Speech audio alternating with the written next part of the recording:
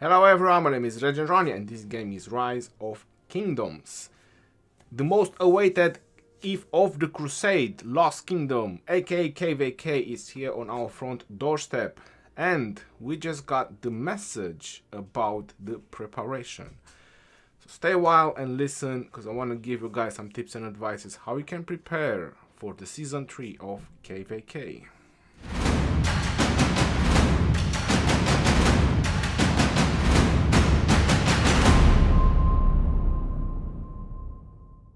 So here we have it, the Season 3, the next crusade, a new challenge awaits. Now I'm not sure if it's actually new, I believe it's still going to be the same map, but anyway. So the timer has started, time remaining is 4 days and 6 hours. So just to give you guys some heads up, it's pretty much going to be 2 weeks from now until you get in the Lost Kingdom. Now probably wondering why, is because the Eve of the Crusade is 9 days. So we have 4 days and 6 hours. That's about 5 days plus 9 days. That's 2 weeks. So 2 weeks from now, you will be in the Lost Kingdom or KvK. 4 kingdoms that actually have mightiest governor is going to be much easier to remember. It's pretty much going to be next time you have the mightiest governor event, the training day, or at the reset. You'll be in the Lost Kingdom. After that, you get into the Lost Kingdom. We all know it's about a week until the level 4 pass open, or 8 days, or pretty much similar like that. Meaning that the level 4 pass opens around the New Year time. That's gonna be pretty interesting if players are actually gonna drop the party to play the game, or whichever other reason is, or how it's exactly gonna play. But this is exactly the timelines. So 2 weeks from now we're gonna be in KvK, and then about a week after that we're gonna have the level 4 pass opening. Like I said, meaning it's gonna be around the New Year time, or the New Year's Eve, or something like that. Interesting play how this is everything gonna end up. A little bit of how you can prepare about KvK. If you haven't gone into the KvK, I want to give you guys some tips and advices about it, because I've been through 2 seasons so far and I pretty much know everything that is happening, and I pretty much know all the stuff that you're gonna spend on. And I can tell you from now, there is lots and lots of fun and memories. You can make a lot of friends and foes in the same time, don't get me wrong. But I know approximately what it costs to go through a KvK properly. So first and foremost is the resources. So I've noticed that in both seasons of the KvK, that resources are a serious problem. Now if you're a T4 player, you're not pretty much interested so much in gold. But if you're a T5 player, gold is pretty much the main issue. So make sure that you have 3 weeks from now, make sure you try to get some resources, stock up some resources, maybe don't train as much as you usually like to train, and save up some resources. The next couple of things that you spend a lot in the Lost Kingdom is gonna be speed ups. Probably a reason why I haven't trained or powered up as much is for that reason, because I try to save up speed ups as much as possible. Now I want to stop here for just a moment, because a lot of people, when they see universal speed ups, they spend a lot in technology, which honestly, when you get close to max technology, I'm not highly sure that that is the right way. If you're a highly spender, then it doesn't matter, you just go ahead and max your technology. But if you're a low spender, trying to get to T5, I'm not highly sure that that is the best way you can spend your speed ups. And here's the reason why I'm saying that. If you're noticing my research speed ups and how much I have, how many days of research speed ups I have, which is literally sitting here and doing nothing, because I maxed all my technology using universal speed ups and gems. To go forward with this, what KvK needs and what your alliance need the most is troops. You need to have troops to spend. That's what costs KvK. You need a lot of troops. You cannot go into KvK having just, I don't know, 250k or 300k of your perfect march. You'll have to join rallies, you'll have to join defenses, and troops die. So all these universal speed ups can be used in training troops. So talking about troops, I also want to mention the amount of troops that I have right now. It's definitely looking like a very high number, and probably is a very high number. But when I first started the first season of KvK, I had 9.7 million troops. Now, when I started the second season of KvK, I had 8.7 million troops. So I was already 1 million under, and obviously I was keep training from the first season till the second season, and I'm still 1 million under. And now when I'm gonna start the third season, I have 8 million, meaning it's about 1.7 million troops difference from the first season until the third season. That meaning that all this time the troops that I trained, it still didn't manage to coup back the troops that I lost. So not to mention that I remember in the first season starting with about 200k siege, and right now I have about 435k. So altogether I say that I'm about 2 million less as infantry, cavs and archers from the first season and until the third season. So that's 2 million troops. But if I check my info, I do have about 6.7 million dead. So if you take 2 million out, it means that I trained between season 1 and 3 about 4.7 million troops. Yeah, that's quite some high numbers. Just to have a roughly idea about how much you can expect, or the stuff that you can expect in the Lost Kingdom in terms of troop spending and so on. Not saying that everyone is gonna spend so many troops, but this is something possible that they might happen. Now in my situation, because I'm a bit of a battlefield crazy guy, or probably even a battlefield berserker sort of thing, I need all these speed ups to heal up my troops. Resources is not going to be a problem for me. I'm not going to make problems about resources, but speed ups. So any speed ups that I manage to acquire, I'm actually saving up for KvK for that reason. And this is also another good advice.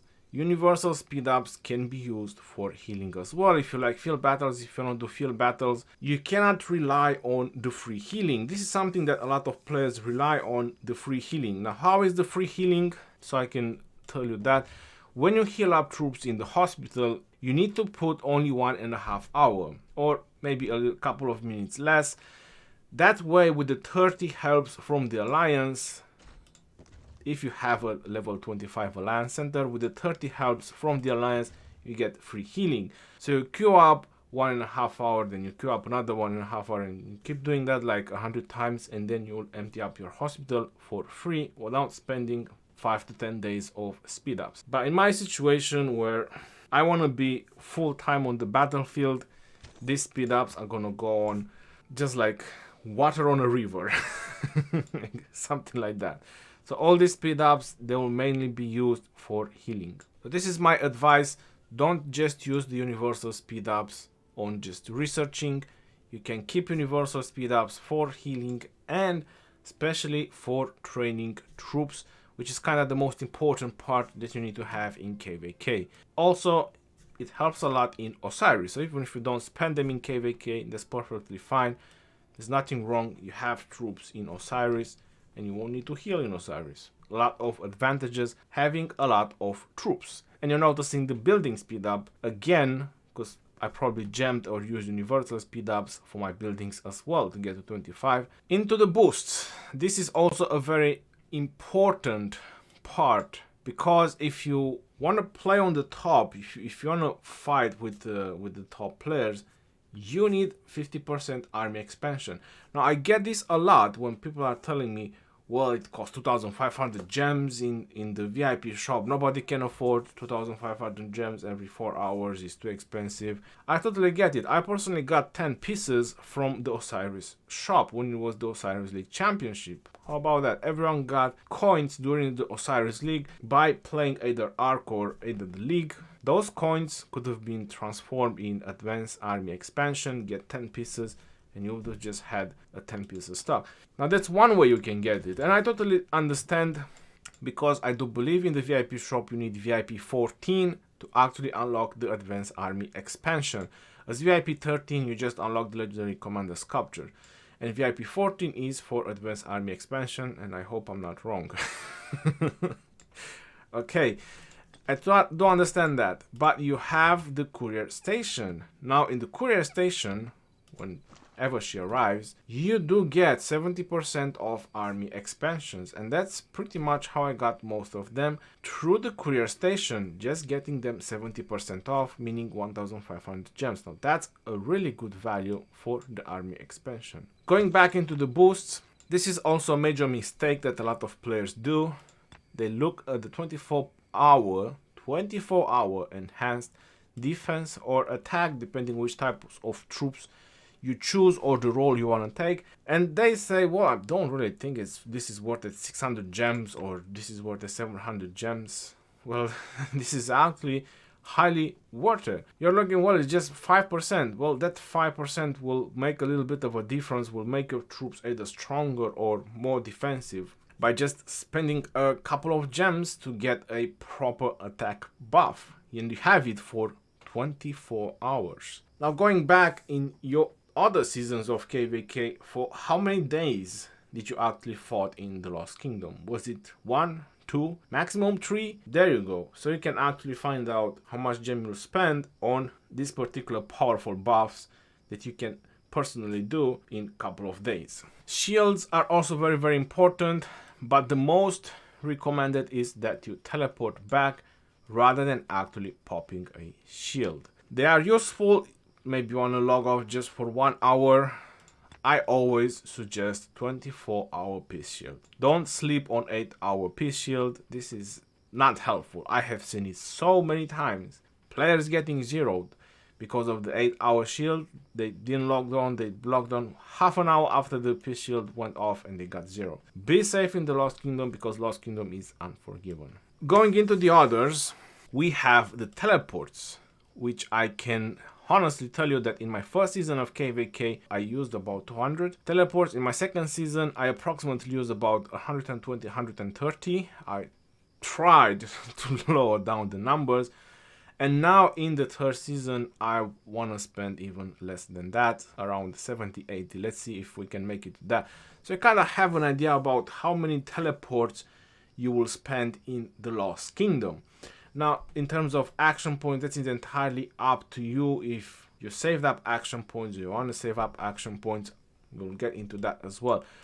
But in terms of teleports, you're probably wondering, how can you save teleports? Well, exactly what I have done. The moment I got into the original kingdom, I have never teleported since. You don't have any reasons to actually keep teleporting. You get to the original kingdom, you get your position, and you just stay there. You're looking at your teleports and you say, well, I have enough. But every teleport that you spend in your original kingdom can be spent in the Lost Kingdom, which can actually give you way bigger value. So you want to think about that.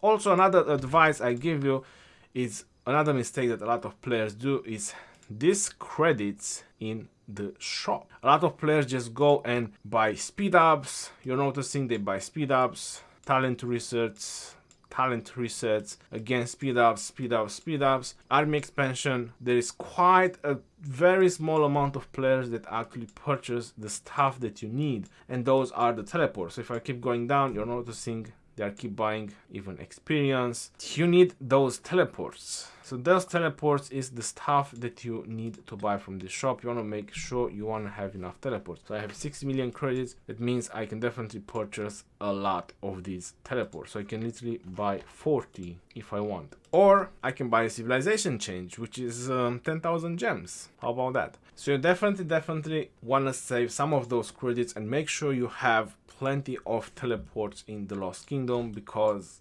again, those are a lot of stuff that you need. Going on to the action points, because this is probably something that a lot of players want to hear about it. Now personally, going through 2 Eve of the Crusade so far, I find it a lot more helpful spending action points in the Lost Kingdom, because you make honor in the same time. You combine killing the barbarians there with other various events that are in the game, either it's strategic reserve or the Christmas event or it's the Lohar event or whichever other event.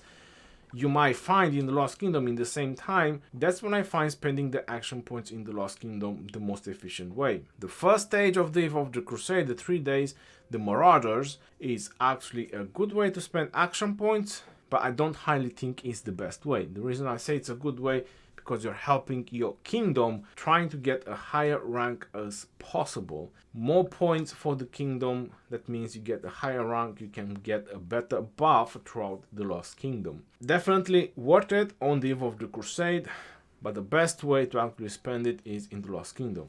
That's just my advice, going through Eve of the Crusade so far. So that's the part of the action points. And make sure you have plenty of resources. Keep farming and get ready for the Lost Kingdom. What else can you find in the Lost Kingdom? Like I mentioned in the beginning, probably a lot of fun, make a lot of friends or foes, and a lot more action, rewards. You're definitely gonna capture a lot of objectives, alliance events, and all the good stuff that the Lost Kingdom can actually bring you. Now, I wanted to keep this video as short as possible, so that's pretty much all I have to say. You have 3 weeks until pretty much the first action, the real action, is gonna start from now. So just want to give you guys some tips and advices and prepare yourself for what's gonna come. Until next time, this is your boy Ronnie signing off.